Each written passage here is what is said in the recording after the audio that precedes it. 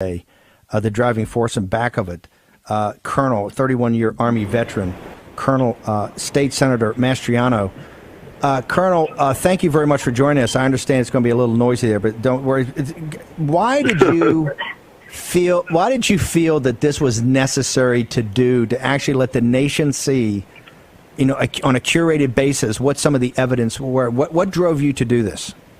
Yeah, thank you, Steve, for having me on and for your voice of freedom and common sense. So the background noise is not me, by the way. So, okay, but I'm watching this drama unfold around me, and for any American, this is no game, and that we have a segment of our population willing to cheat and to overthrow a republic for the sake of power. Everything's at stake, and so my view was I can't stand aside. My district includes Gettysburg. There's no better place to present the truth. I don't know why the general media there is standing aside and rushing to judgment. During Gore versus Bush, they were like, "Oh, be patient. There's a process." 37 days later, but they're not even giving us 2 weeks, and they want to declare victory and go home.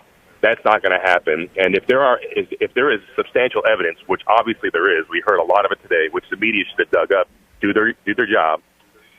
Then we need to stand back and say, you know what, this cannot be certified. And if it is certified, it's a fraud because people have been disenfranchised across the state, and we got to stop it. Okay, here's what I don't understand, Colonel. Your Attorney General, Josh Shapiro, who's got, dreams of being governor, dreams of being president, dreams of being a national, he wants to be a player, right? He wants to be on Rachel Maddow. He's tweeting out during your hearings of what you're seeing in detail, how they stole it. He's tweeting out nonstop as an official in the government of Pennsylvania, fake news, this doesn't matter, it's over. This is the guy that said 4 days before the election, hey, when the votes are counted, Biden's going to win. What do you make of Josh Shapiro?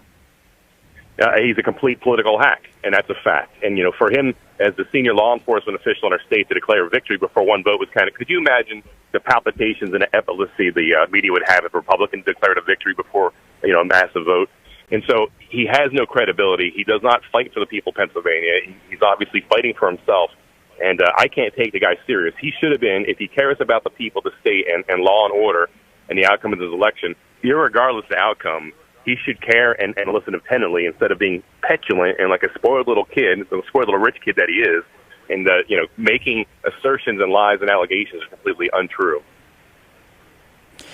Colonel, today you heard a wide swath of testimony in every vertical, and there's so much more to back that up. Rudy and the people just curated to have a certain amount of, because you had limited time. Give us your sense of when you actually heard the evidence for the first time presented in a public forum. What were your takeaways? Yeah, what an honor to host the venue and the hearing where the first time in the nation the people are hearing actually from the eyewitnesses, under the sworn affidavits. And what we saw there was just scratching the surface. And I believe what we saw there, it just illustrates we have overwhelming evidence that there was voter fraud and disenfranchisement across the state here, and something needs to be done about it. And we're not going to just look the other way. Whoever wins fair and square, so be it. But obviously, we see there's been a lot of fraud and cheating out there. And I know Act 77, our voting reform from last year, is being painted as the villain. It's only the villain because the governor, together with his state Supreme Court, they rewrote the law. What was implemented this year in the voting reform had nothing to do with what we passed last year. And so that needs to be overhauled as well. So we need two things to happen.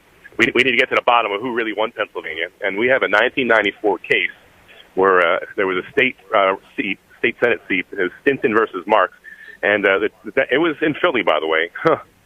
Democrats could have easily won that without any shenanigans. So much that when it went to he overthrew the results. He literally, the Democrat senator was thrown out of office, and they sent a Republican in. They said the results so corrupted. So I think if the Trump team can make such a strong case as happened in '94, we might see a similar outcome from the U.S. Supreme Court, where they have to throw out the results in Pennsylvania because there's so much fraud. Colonel, I ask you to stay over just for a minute? We're doing an advertisement. We got two more questions we got to get to you. Our audience is demanding it.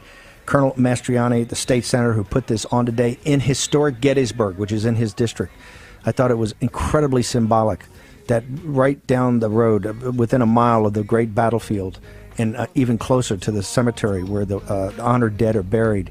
You had this testimony for the first time in the nation.